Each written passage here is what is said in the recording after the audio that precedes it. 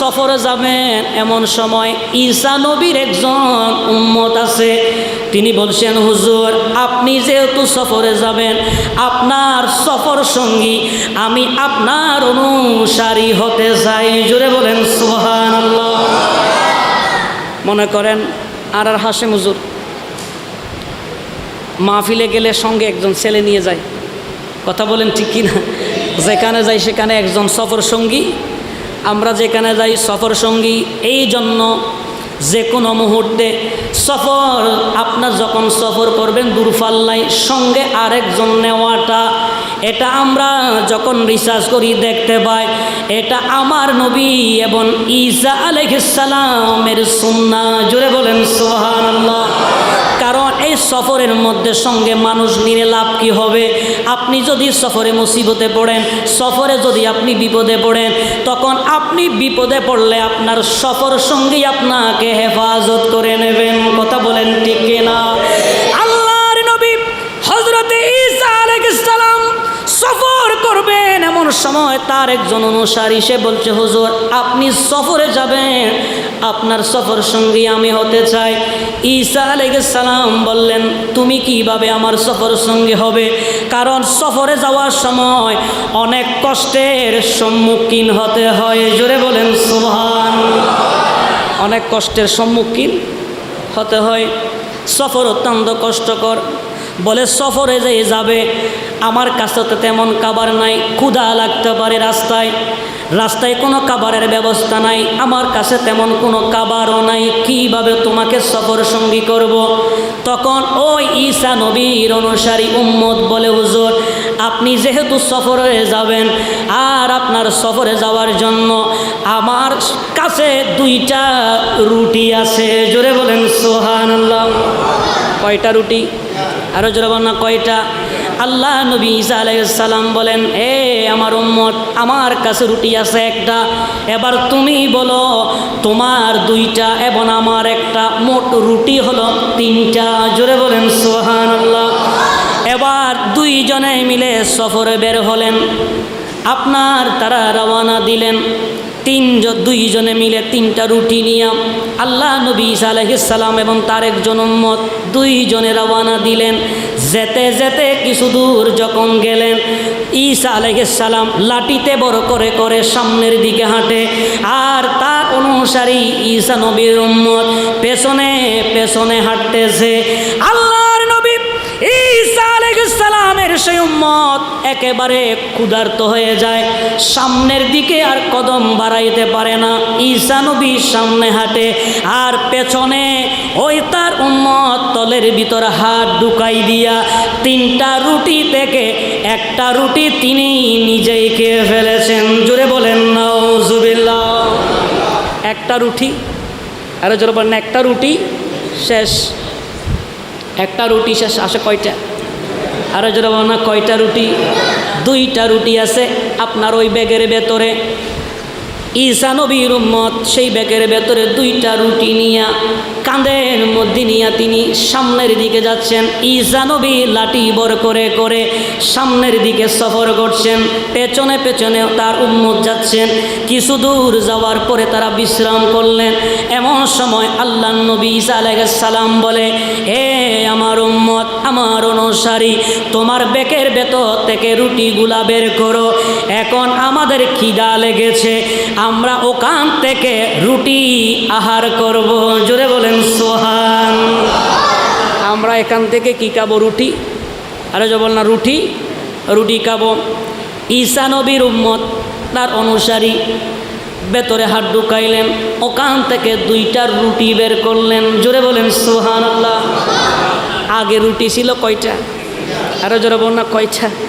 3টা রুটি। এখন রুটি বাইর করছে কয়টা? 2টা রুটি বের করলেন।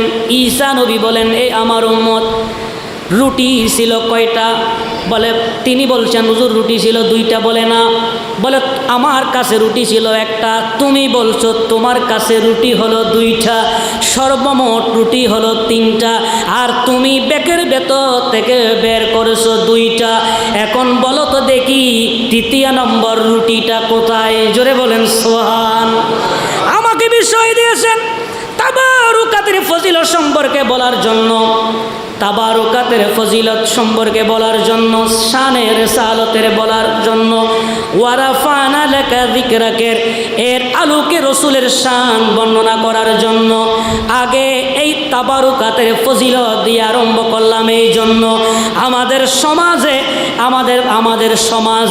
আমাদের রাষ্ট্রের মধ্যে অনেকে লক্ষ লক্ষ টাকা খরচ করে, কিন্তু শেষের দিকে মানুষের সেবার জন্য তাবারুকাতের ব্যবস্থা করে না।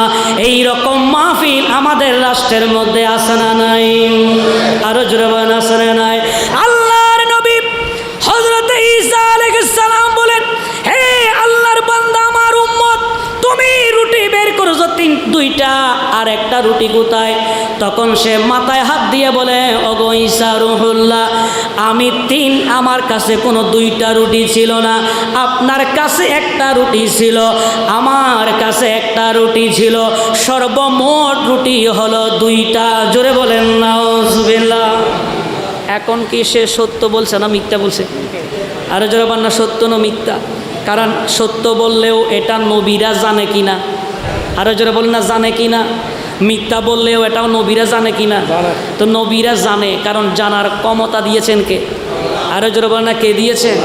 আমার আল্লাহ দিয়েছেন। তো আল্লাহ যদি কাউকে ক্ষমতা দেয়, আমাদের কোনো সমস্যা আছে? আরো জোরে বলেন না, আছে?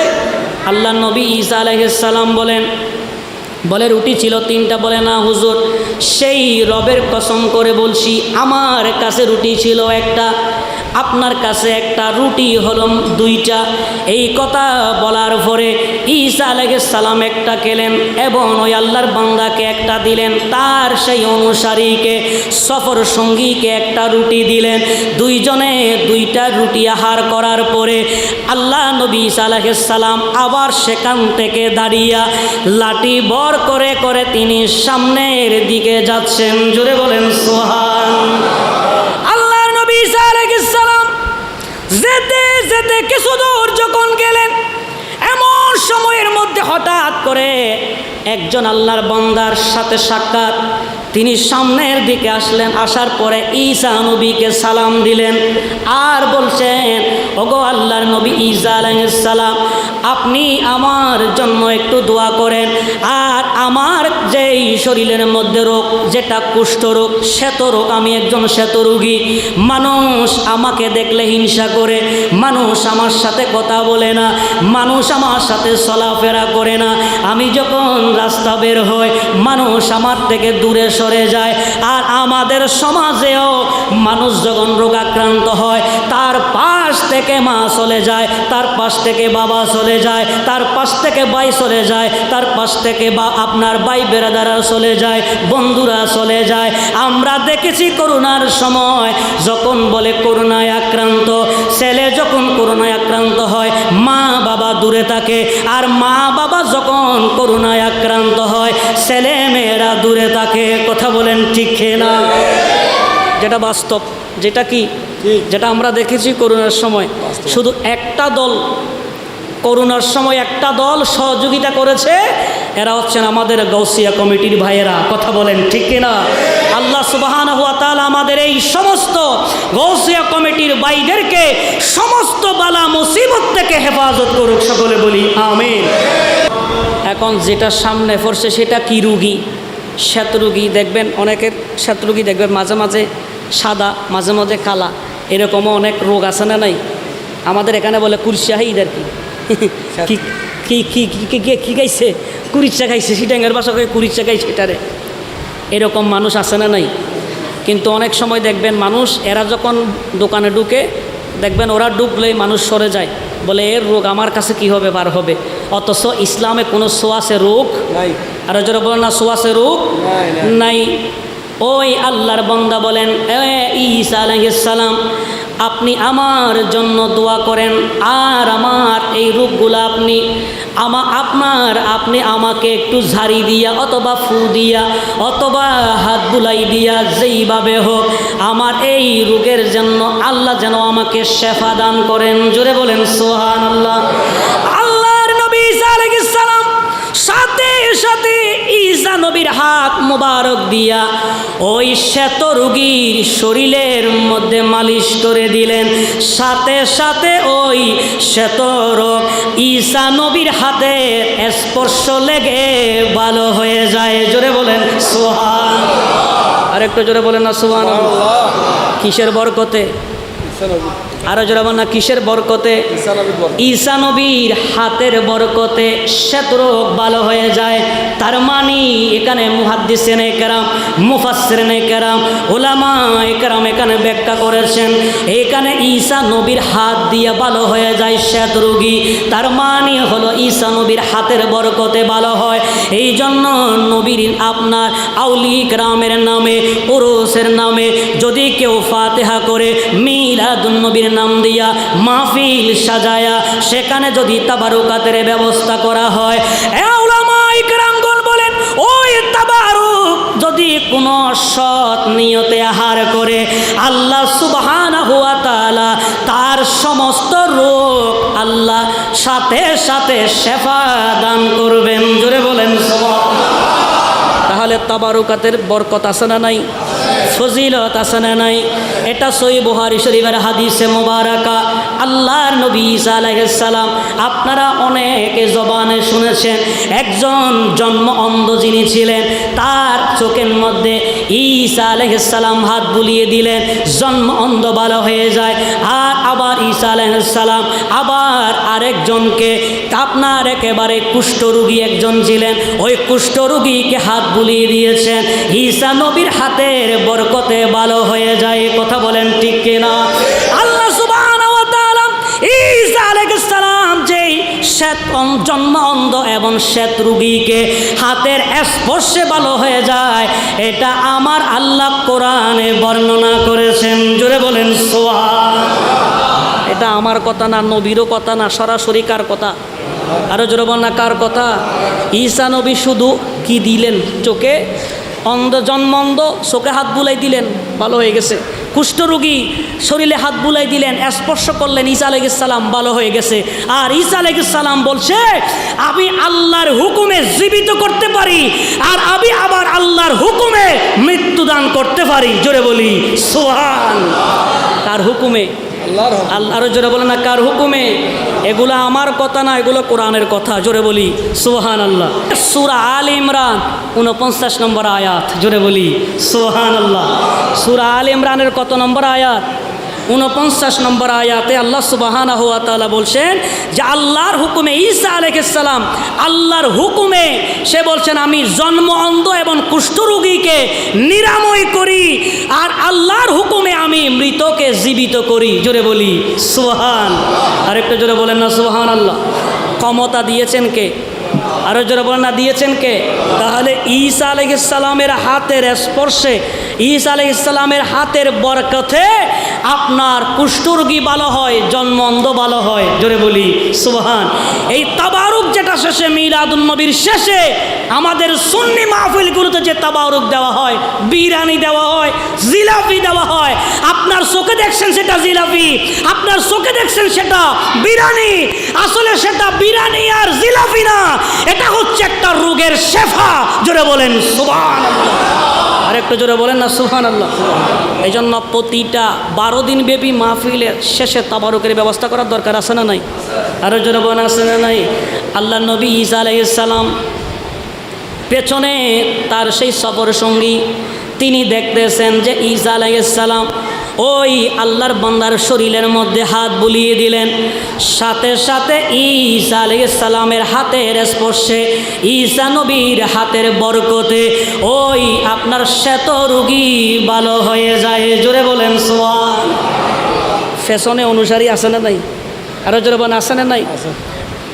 মনে করেন যে কোনো বুজুর্গ আলেমরে যদি আপনি নিয়ে আসেন, হুজুর আমার এই ছেলেকে একটু ঝাড়ি দেন, আর ইলিয়াস হুজুরের যদি ডাক দেন বাড়িতে নিই, বলে হুজুর একটু আমার ছেলে রাত্রে কান্না করে, হুজুর আমার এই ছেলে অসুস্থ, হুজুর আমার এই ছেলে এরকম, বলে আপনি একটু ঝাড়ি দেন, ফু দেন, তখন হুজুরে সূরা পড়ে, সূরা ইখলাস পড়ে, সূরা নাস পড়ে 11টা আয়াতে কারিমা তেলাওয়াত করে 11 বার ফু দেয়, যদি জিনে আসর করে, যদি শয়তানে ধরে, সাথে সাথে এই সূরা নাস এবং সূরা ফালাকের বরকতে আল্লাহ সুবহানাহু ওয়া তাআলা ওই জিনের আসর থেকে তাকে হেফাজত করে নেয়। জোরে বলি সুবহানাল্লাহ। আর একটু জোরে বলেন না সুবহানাল্লাহ। তাহলে এগুলা হচ্ছে আয়াতের শেফা। সূরা ফাতিহা পরে গ্লাসে ফু দিবেন, এই সূরা ফাতিহার বরকতে, এই সূরা ফাতিহা এটা তাবারুকাত, এই বরকতে, এটার বরকতে আল্লাহ সুবহানাহু ওয়া তাআলা সূরা ফাতিহার কারণে আল্লাহ আপনাকে শেফা দান করবেন। জোরে বলি সুবহানাল্লাহ। আর একটু জোরে বলুন না সুবহানাল্লাহ। তাহলে ওই ঈসা আলাইহিস সালাম কি যেন বলে হাতে স্পর্শ করলেন, স্পর্শে হাতের বরকতে ওই শ্বেতরোগ এটা কি হয়ে গেছে, ভালো হয়ে গেছে। পেছনে তার অনুসারী যে তার সফর সঙ্গী আছে না নাই, সে বলতেছে হুজুর আপনি যে ভিতরে ভিতরে কি ফরি, আপনি যে ফু দিলেন, বলে হুজুর আপনি কি ফরে ফু দিলেন এটা একটু আমারে বলেন, যে আমিও এইরকম যদি কোনো মানুষ দেখি, আমিও এইরকম পরে ফু দিয়ে আমি এই শ্বেতরোগীকে ভালো করে দেব। জোরে বলি সুবহানাল্লাহ। ঈসা আলাইহিস সালাম বলছেন, বলে ঠিক আছে আমি তোমাকে শিখাবো, তবে শর্ত হলো একটা। শর্ত কয়টা? বলে শর্ত হলো একটা। বলে সেটা কি? বলে তুমি বলো 3 নাম্বার রুটিটা কে খাইছে। জোরে বলেন না সুবহানাল্লাহ। কত নাম্বার রুটি? 3 নাম্বার রুটিটা কে খাইছে এটা তুমি বলো। এখন এই কথা যখন বললেন, হুজুর আমি সেই রবের কসম করে বলছি 3 নাম্বার রুটি আমি খাই। আরো জোরে বলেন না আমি খাই নাই। আমাদের সমাজেও কথায় কথায় কসম করে যে আসে না নাই, আরো জোরে বলেন আসে না নাই। সত্য হোক বা মিথ্যা হোক, কথায় কথায় কি করে, যে কোনো একটা কথা বলার আগেও কসম, এটা বলার শেষ হলেও কসম। কথা বলেন ঠিক কিনা? আমার নবী বলছেন, বলে আখির জামানার একটা সবচেয়ে ভয়ঙ্কর ফিতনা হলো তারা কথা বলার শুরুতে কসম করবে, আবার কথা বলার শেষেও কসম করবে। আপনারা বলেন এই ফিতনা আমাদের এই সমাজে আসে না নাই? আরো জোরে বলেন আসে না নাই? নবী বলছেন এই সমস্ত ফিতনা যখন দুনিয়ায় সৃষ্টি হয়ে যাবে, ফিতনা থেকে বাঁচার জন্য তোমরা অন্তত পক্ষে কিছু করতে না পারলেও কাঁচা গাছের ডাল কামড়িয়ে ধরে এই ফিতনা থেকে হেফাজত করার জন্য চেষ্টা করবে। জোরে বলি সুবহান। আর একটু জোরে বলেন না সুবহানাল্লাহ। এবার ঈসা নবী বলেন 3 নম্বর রুটিটা কে খাইছে? সেই বলে হুজুর আমি আল্লাহর শপথ করে বলছি আমি খাই নাই। জোরে বলেন নাউজুবিল্লাহ। এবার তারা সামনের দিকে আবার গেলেন, যেতে যেতে ঈসা আলাইহিস সালামের হাতের মধ্যে একটা লাঠি। আল্লাহর নবী হযরত ঈসা আলাইহিস সালাম দেখতেছে একটা বৃক্ষের ডালের মধ্যে একটা সুন্দর একটা পাখি বসে আছে। ঈসা নবী হাতের মধ্যে লাঠি নিয়া ওই পাখিকে ইশারা করলেন, সাথে সাথে পাখি ঈসা নবীর সামনে চলে আসলেন। জোরে বলেন সুবহানাল্লাহ। কোথায় চলে আসছে? সামনে। ঈসা নবী লাঠির আঘাত দিলেন, পাখিটা সেখানে জবাই করে তারা আগুনের মধ্যে সেখানে সেকে এক টুকরা আপনার তার যেই সফর সঙ্গী তারে দিলেন, আর দ্বিতীয় টুকরা ঈসা নবী খেলেন। খাওয়ার পরে ঈসা আলাইহিস সালাম আবার হাড় গুড়গুলি আবার একত্রিত করলেন। আল্লাহর নবী ঈসা আলাইহিস সালাম লাঠি দিয়া ওই হাড়ের মধ্যে একটা বাড়ি দিলেন। একটা বাড়ি দেওয়ার সাথে সাথে আবার ওই পাখিটা জিন্দা হয়ে আকাশের দিকে উড়ে গেলেন। জোরে বলেন সুবহানাল্লাহ। আর একটু জোরে বলেন না সুবহানাল্লাহ। কিসের বরকতে? আরো জোরে বলেন না কিসের বরকতে? এই লাঠির বরকতে। এই লাঠি এটা হচ্ছে একটা তাবারুক। লাঠি কি? আরো জোরে বলেন লাঠি কি? তাবারুক মানে যেটার দ্বারা বরকত হাসিল করে। তাবারুক মানে যেটার দ্বারা বরকত হাসিল করে। আপনি যে কোনো একটা জিনিস মনে করেন, জমজমের পানি। কিসের পানি? জমজমের পানি। জমজমের পানি আর এই আমাদের এই কর্ণফুলির পানি পার্থক্য আছে না নাই? আরো জোরে বলেন আছে না নাই? পৃথিবীর জমিনে যত পানি আছে সর্বোত্তম পানি হলো জমজমের পানি। জোরে বলি সুবহান। পৃথিবীর সমস্ত পানি বসে খাওয়াটা সুন্নাহ, আর জমজমের পানি। এই জন্য প্রত্যেকটা মাহফিলে শেষের দিকে তাবারুকের ব্যবস্থা করা দরকার আছে না নাই? একটু দূরে সরে পড়ি আল্লাহুম্মা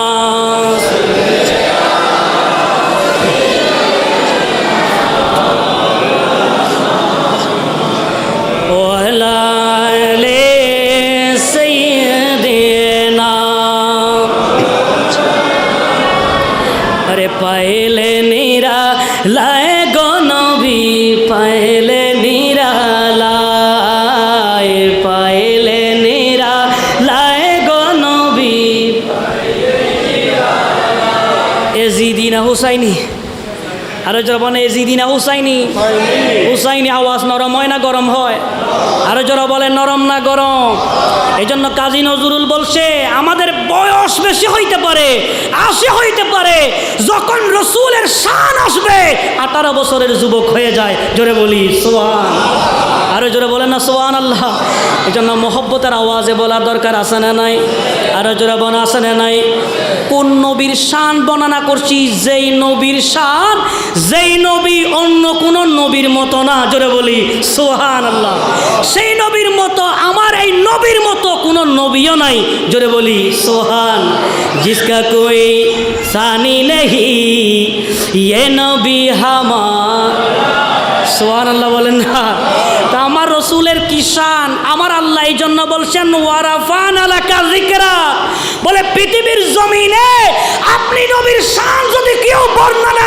নাও করে আমি আল্লাহ আপনি নবীর শানকে বুলন্দ করে দিয়েছি জোরে বলি সুবহানাল্লাহ আরেকটু জোরে বলেন না সুবহানাল্লাহ জিসকা কোই সানি নেহি ইয়ে নবী হামার माशाअल्लाह मुस्तफ़ा की अज़मत का हद है ना किनारा है हद है ना किनारा जिसका कोई सानी नहीं ये नबी हमारा है जिसका कोई सानी नहीं ये नबी हमारा है अरे मुस्तफ़ा की अज़मत का मुस्तफ़ा की अज़मत का अल्लाह बोलशन वरफ़अना लका ज़िक्रक मुस्तफ़ा की अज़मत का हद है ना किनारा है हद है ना किनारा है हद है ना এটা চট্টগ্রামের জমিন নোয়াখালীর জমিন না তো এটা চট্টগ্রামের জমিন আশেকে রসুলে ভরপুর কথা বলেন ঠিক কিনা এই জন্য শানে মুস্তফা কি আস্তে আস্তে পড়বো না জবান কোলে পড়বো আরো জোরে আস্তে না জবান কোলে মোহব্বতের আওয়াজে বলি ও নবী হামার হ্যাঁ ইয়ে নবী হামার আমরা কোন নবী বলবো ইয়ে নবী কোন নবী আরো জোরে না কোন নবী ইয়ে নবী ও নবী নয় কোন নবী ইয়ে নবী তো নবী ইয়ে নবী হলো তো কাছে হওয়া দরকার কথা বলেন ঠিক কিনা এটা আমি বলছি না আমার আল্লাহ বলছেন আন-নবিয়্যু আওলা বিল মুমিনিনা মিন আনফুসিহিম বলেছেন জোরে বলি সুবহান বলেন নবী দূরে না নবী দূরে না নবী কোথায় বলেন নবী ইমানদারের জানের চেয়েও কাছে জোরে বলি সুবহানাল্লাহ আমাদের জান কাছে না দূরে আরো জোরে বল না কাছে না দূরে আমাদের জান হলো কাছে তার চেয়েও কাছে হচ্ছেন আমার দয়াল নবী মুস্তফা জোরে বলেন সুবহান এটা আমি বলছি না কে বলছেন আরো জোরে বলেন না কে বলছেন এই জন্য মোহব্বতে ইয়ে নবী হামার মাশাআল্লাহ ইয়ে নবী হামার जोर पर है तूफा भी जगमगाए नया भी जोर पर है तूफा भी जगमगाए नया भी जोर पर है तूफा भी जगमगाए नया भी जोर पर है तूफा भी जगमगाए नया भी आप जब करम कर दे या रसूल अल्लाह या हबीब अल्लाह या रसूल अल्लाह या हबीब अल्लाह आप जब करम कर दे तो सामने किनारा है तो सामने किनारा है जिसका कोई सानी नहीं ये नबी हमारा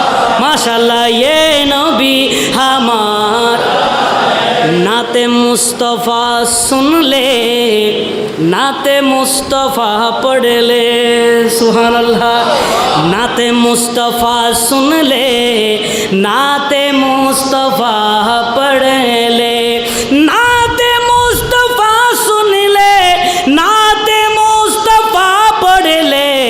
हमसे अपने जीवन का, हमसे अपने जीवन का वक्त वो गुजारा है, वक्त वो गुजारा है। अल्लाहुम्मा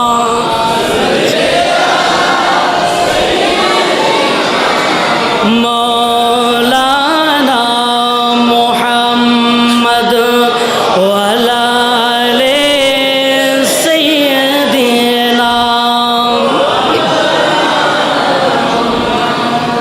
ঈসা আলাইহিস সালাম এক লাঠির বাড়িতে ফাঁকি কি হয়ে গেল? আরে জোরে না কি হয়ে গেল? জিন্দা হয়ে গেল। পাখি জিন্দা যখন হলেন আবার পাখি উড়ে গেলেন। পেছনে সফর সঙ্গী আসে না নাই? আরো জোরে বলেন আসে না নাই? সফর সঙ্গী বলেন হুজুর আপনি এমন একটা কি বলেছেন, একটা লাঠি দিয়ে বাড়ি দিলেন, আপনি ইশারা করলেন পাখি সামনে চলে আসে, আর আমরা পাখি জবে করলাম, দুইজনে বুনা করে খাইলাম, খাওয়ার পরে হাড়গুড়গুলা আবার সামনে রাখলেন, লাঠি দিয়ে আপনি একটা বাড়ি দিলেন। এই লাঠি বাড়ি দেওয়ার সাথে সাথে পাখিটা আবার পুনরায় জিন্দা হয়ে আকাশে দিকে উড়ে গেল। হুজুর আপনি আমাকে এই দোয়াটা একটু শোনান, যেটা লাঠি দিয়া বাড়ি দিয়া আপনি এই পাখিটাকে জীবিত করে দিলেন, মৃত পাখিকে আপনি আবার জীবিত করে দিলেন। আপনি এই পাখি যে জীবিত করলেন ওই দোয়াটা আপনি আমাকে একটু শিখিয়ে দেন। জোরে বলেন সুবহানাল্লাহ। আমাকে একটু কি করে দেন, আমাকে একটু শিখান যে আপনি একবারই দিয়েছেন কি হয়ে গেছে, জিন্দা হয়ে গেছে, বলে একটু শিখান। ঈসা আলাইহিস সালাম বলে শিখাবো, তবে শর্ত কয়টা? আরে জোরে বল না কয়টা? বলে একটা শর্ত আছে, সেটা কি? এবার বলছে হুজুর শর্তটা কি? বলে আগে তুমি বলো ৩য় নম্বর রুটিটা কে খেয়েছেন? জোরে বলেন সুবহানাল্লাহ। বলে ৩ নম্বর রুটি কে কে খেয়েছেন? এখন সে বলে হুজুর আমি সেই রবের কসম করে বলছি, সেই রব্বুল ইজ্জতের কসম করে বলছি ৩ নম্বর রুটি আমি খাই। আরও যারা বলেন না খাই নাই। এরপরে ঈসা আলাইহিস সালাম আরও সামনের দিকে গেলেন, যাওয়ার পরে তিনি 3টা স্বর্ণের ইট ফেলেন। কয়টা? আরও যারা বলেন না কয়টা? 3টা স্বর্ণের ইট ঈসা নবী ফেলেন। 3টা ঈসা নবী নিলেন। পেছনে তার সফর সঙ্গী সে দেখলেন 3টাই স্বর্ণের ইট। এবার সেই বলে হুজুর, বলে সফর করতে করতে ক্লান্ত হয়ে গেলেন। ওই 3টা স্বর্ণের ইট যখন ফেলেন, পাওয়ার পরে ঈসা আলাইহিস সালামকে বলে হুজুর আমি তো আপনার সফর সঙ্গী। বলে হ্যাঁ। বলে হুজুর একটা কাজ করি, এখনই আমরা দুইজনে মিলে এই 3টা ইটকে ভাগ করে নিই। জোরে বলেন সুবহানাল্লাহ। এখন কি ঢুকছে? লোভ। এখন কি ঢুকছে? আরও জোরে বল না কি ঢুকছে? লোভ ঢুকছে। এরপর ঈসা আলাইহিস সালাম সামনের দিকে হাঁটতেছেন, হাতে লাঠি আছে না নাই? আরও জোরে আছে না নাই? এবার সে ইটেরও লোভ ঢুকছে, আবার লাঠিরও কি ঢুকছে, কারণ একটা বাড়ি দেয়, এক বাড়িতে ঈসা আলাইহিস সালামের লাঠির বরকতে আপনার শ্বেতরোগী ভালো হয়ে যায়, কুষ্ঠরোগী ভালো হয়ে যায়, জন্মন্ধ ভালো হয়ে যায়, হাতের স্পর্শ লাগলে জন্মন্ধ ভালো হয়, আপনার লাঠির স্পর্শ লাগলে কুষ্ঠরোগ ভালো হয়, শ্বেতরোগ ভালো হয়। এখন সেই বলে যেইভাবে হোক এই লাঠিটা আমার চুরি করতে হবে, এই লাঠি আমার কি করতে হবে? চুরি করতে হবে। এই লাঠি আমাকে চুরি করে নিয়ে যেতে হবে। এখন ঈসা আলাইহিস সালামের যে হাতে লাঠি নিলেন, এই লাঠি আর তার হাতে লাঠি গেলে এটার মধ্যে পার্থক্য আছে না নাই? আরও জোরবান আছে না নাই? ওই যে প্রথমেই বলছি ঘরের মধ্যেও বিরিয়ানি খায়, আর আমরা মাহফিলের শেষেও বিরিয়ানি তাবারকের ব্যবস্থা করি। ওই বিরিয়ানি আর এই বিরিয়ানির মধ্যে পার্থক্য আছে না নাই? ওই বিরিয়ানি ওইটা ঘরের মধ্যে যেটা রান্না করি খায়, এটা কোনো দিন তাবারক হতে পারে? আরও জোরে বলেন না পারে?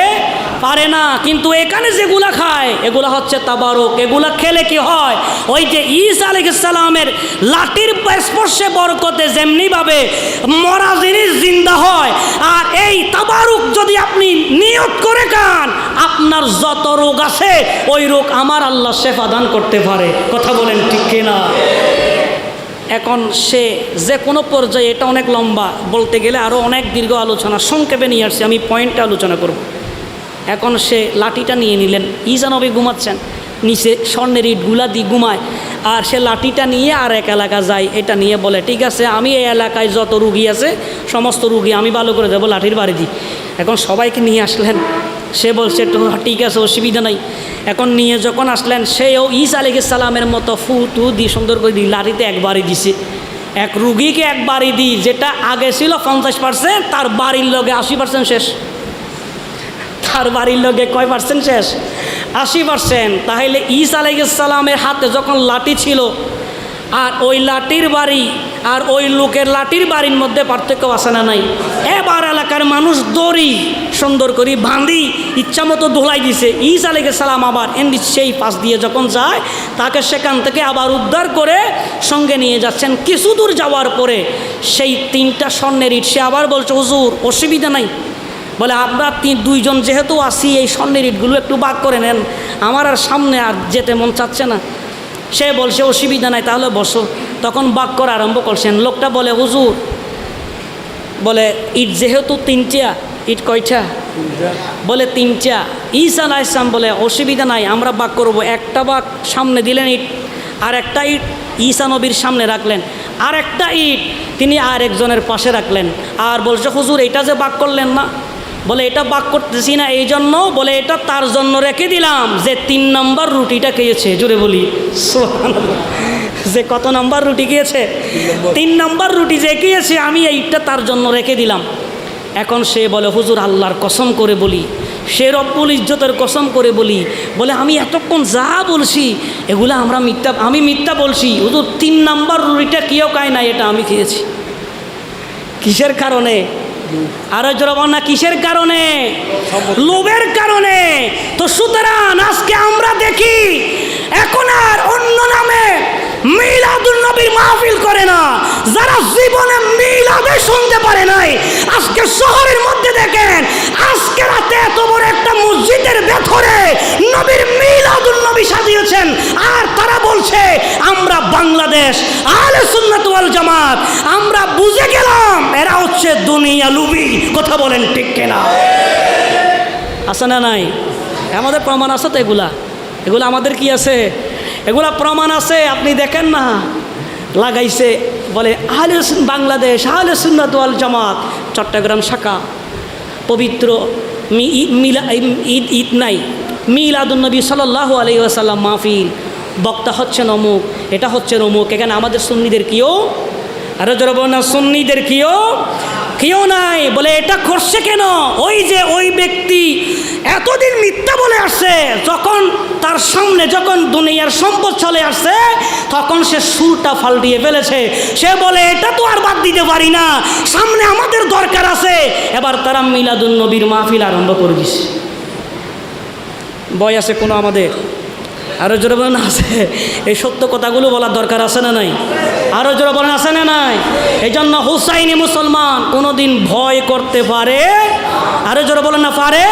হয়তো নুরুল ইসলাম ফারুকীর মতো শেষ করে দিতে পারবেন, কিন্তু আমাকে শেষ করে দিতে পারবেন, আপনি শেষ করবেন, জান্নাত আমার জন্য কোলে দেবে।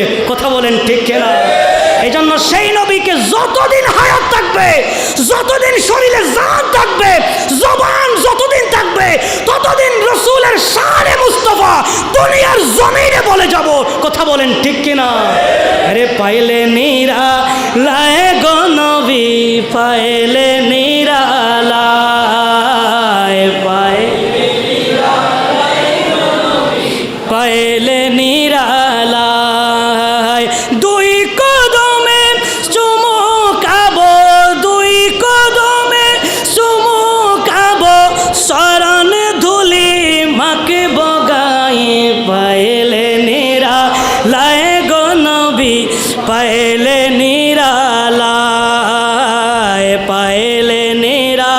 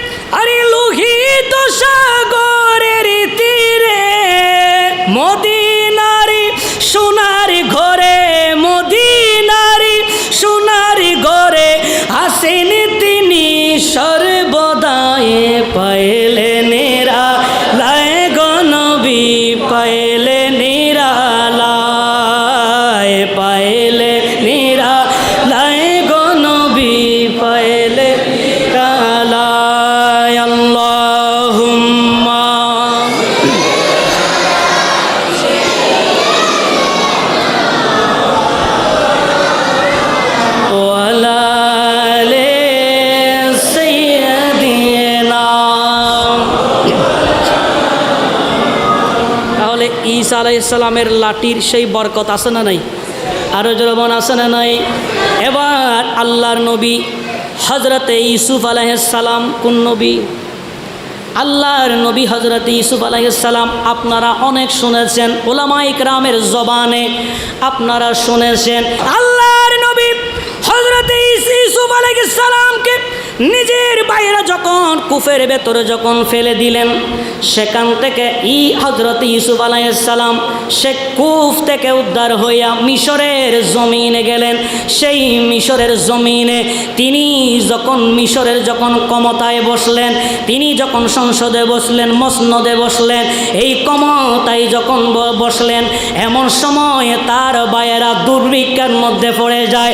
আল্লাহর নবী ইয়াকুব আলাইহিস সালামের 11টা সন্তান যখন ইউসুফ আলাইহিস সালামের সেই গভর্নর হাউসের মধ্যে যায়, সেখানে তারা উভয়ে কথাবার্তা বলার পরে আল্লাহর নবী ইউসুফ আলাইহিস সালাম সেই তার যে জামাখানা ছিল, ওই জামাটা আল্লাহর নবী ইয়াকুব আলাইহিস সালাম তার কলিজার টুকরা সন্তান ইউসুফ আলাইহিস সালামকে দিয়েছিলেন।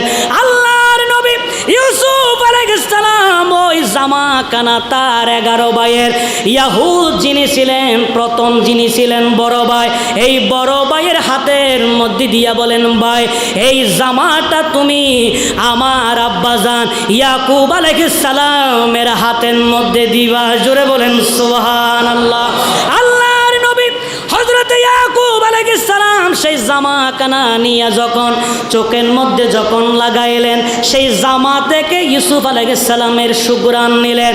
চোখে মালিশ করার সাথে সাথে এই জামার বরকতে আল্লাহর নবী ইয়াকুব আলাইহিস সালাম চোখের দৃষ্টি ফিরে পেয়েছিলেন। জোরে বলেন সুবহানাল্লাহ। কিসের বরকতে? জামার বরকতে। তো যেই জিনিস দ্বারা বরকত হাসিল করে ওই জিনিসকে বলা হয় তাবারুক। ওই জিনিসকে বলা হয় কি? আর যখন ওই জিনিসকে বলা হয় কি? এটা আমি বলছি না, এটা আমার আল্লাহ রব্বুল আলামিন কোরআনুল কারীমে সূরা ইউসুফের 93 নম্বর আয়াতে আল্লাহ রব্বুল আলামিন বলেন, ইযহাবু বিকামিসি হাযা ফাআলকুহু আলা ওয়াজহি আবিয়াতি বাসীরা ওয়া আতুনি বিআহলিকুম আজমাইন। আরেকটু জোরে বলেন আল্লাহু আকবার। কে বলছেন? আরো জোরে বলেন না, কে বলছেন?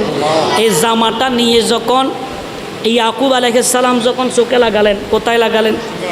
চোখে লাগালেন। চোখে লাগার সাথে সাথে ইউসুফ আলাইহিস সালামের প্রেমে, সন্তানের মহব্বতে তার চোখের দৃষ্টি পর্যন্ত চলে গিয়েছিল, অন্ধ হয়ে গিয়েছিল। ইউসুফ আলাইহিস সালামের সেই জামা যখন নিজের বাবা ইয়াকুব আলাইহিস সালাম, ইনিও আল্লাহর নবী, ইনি যখন চোখে লাগাইলেন, সাথে সাথে এই আপনার দৃষ্টিহীন চোখ আল্লাহ সুবহানাহু ওয়া তাআলা আবার দৃষ্টি দান করলেন। জোরে বলি সুবহানাল্লাহ। তাহলে কিসের বরকতে? জামার বরকতে। কিসের বরকতে? জামার বরকতে। শুধু তা নয়, মূসা আলাইহিস সালামের হাতে একটা কি ছিল? লাঠি ছিল। ফেরাউনের সম্প্রদায়ের লোকেরা যখন মূসা আলাইহিস সালামকে পেছন থেকে তাড়া করছেন, তখন আল্লাহ সুবহানাহু ওয়া তাআলা মূসা নবী একটা সাগরের পাড়ে গেলেন। লোহিত সাগরের পাড়ে গিয়ে সামনে দাঁড়ালেন, দেখতেছে সাগর আর সাগর। আল্লাহ সুবহানাহু ওয়া তাআলা সূরা আশ-শুআরার মধ্যে 63 নম্বর আয়াতে আল্লাহ সুবহানাহু ওয়া তাআলা বলছেন, মূসা সামনে কি? বলে সাগর। বলে হাতে কি? বলে লাঠি। বলে দেরি কিসের? হাতে যেটা লাঠি আছে সেটা দিয়ে বাড়ি দাও। সুবহানাল্লাহ বলেন। হাতে যেটা লাঠি আছে সেটা দিয়ে কি দাও? বাড়ি দাও। এটা আমি বলছি না, আমার আল্লাহ রব্বুল আলামিন বলছেন, মূসা এখানে একটা বাড়ি দাও। মূসা আলাইহিস সালাম একটা বাড়ি দিলেন, সাথে সাথে সাগরের পানি 2 ভাগ হইয়া পাহাড়ের মতো হয়ে গেছে। জোরে বলি সুবহানাল্লাহ। এই সাগর যে 2 ভাগ হয়ে গেল কিসের বরকতে? আরো জোরে বল না, কিসের বরকতে? এই লাঠির বরকতে সাগর 2 ভাগ হয়। মূসা আলাইহিস সালামের সহ এবং তার দলবল সহ সেই নদী দিয়া পার হয়ে যায়। জোরে বলি সুবহানাল্লাহ। তাহলে যেটা দ্বারা বরকত হাসিল হয় ওই জিনিসের নাম হলো তাবারুক। জোরে বলি সুবহানাল্লাহ। এই নবীকে ভালোবাসতে হবে। পাশাপাশি আমাদের সকলকে দুনিয়ার জমিনে, আপনি ভাই বলেন, বন্ধু বলেন, যা বলেন, দুনিয়ার জমিনে কেউ আপন আরও যারা বলেন আপন, স্বার্থের জন্য আপন হতে পারে, কিন্তু চক্ষু বন্ধ হবে, সবাই আপনাকে ফেলে কবরের ভেতরে ফেলে সবাই যার যার ঘরের মধ্যে চলে আসবে। কথা বলেন ঠিক কি না? তার মানে দুনিয়ায় চিরদিন থাকতে পারবো না। এই দুনিয়ায় চিরদিনের জন্য না, আমরা যেখানে চিরদিন থাকবো সেই জায়গার নাম হলো চিরকাল, সেই জায়গার নাম হলো পরকাল। কথা বলেন ঠিক কি না? এই দুনিয়ার যা আছে সব কিছু মিশা, সত্য হলে একটা, সেটা হলো মৃত্যু। কথা বলেন ঠিক না বেটি? এই জন্য এই সব আপনার শানটা বলে শেষ শায়ের বলছে, এই পৃথিবী তোমার আমার নয়তো চিরকাল, মহাকালের জীবন হবে তোমার পরকাল। কথা বলেন ঠিক কিনা?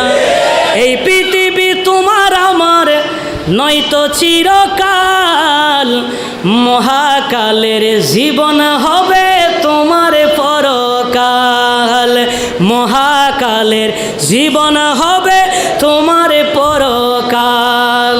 কথা বলেন ঠিক কিনা? ওরে কিসের আশায় রইবা তুমি মায়ায় পড়িয়া, চোখ বুঝিলে দেখবা তুমি মিশে দুনিয়া। কথা বলেন ঠিক কিনা? আরো জোরে বলেন ঠিক না বেঠি?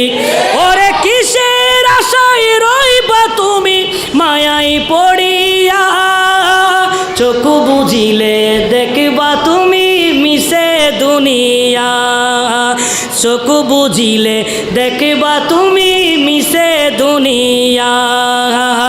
অহংকারের দেহ তোমার, অহংকারের দেহ তোমার হইব রে কঙ্কাল, মহাকালের জীবন হবে তোমার পরকাল, মহাকালের জীবন হবে তোমার পরকাল।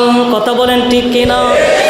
ওরে কে ভাই আপন কে তোমার পর হিসাবে না মিলে, একদিনই মরলে দুদিনই গেলে সব যাবে বলে। কথা বলেন ঠিক কিনা? ওরে একদিনই মরলে দুদিনই গেলে সব যাবে বলে। সময় থাকতে পাল্টে ফেলো, সময় থাকতে পাল্টে ফেলো তোমার চলাচল, মহাকালের জীবন হবে তোমার পরকাল, মহাকালের জীবন হবে তোমার পরকাল। কথা বলেন ঠিক কিনা? তো যিনি আপন হবেন তিনি আমার নবী।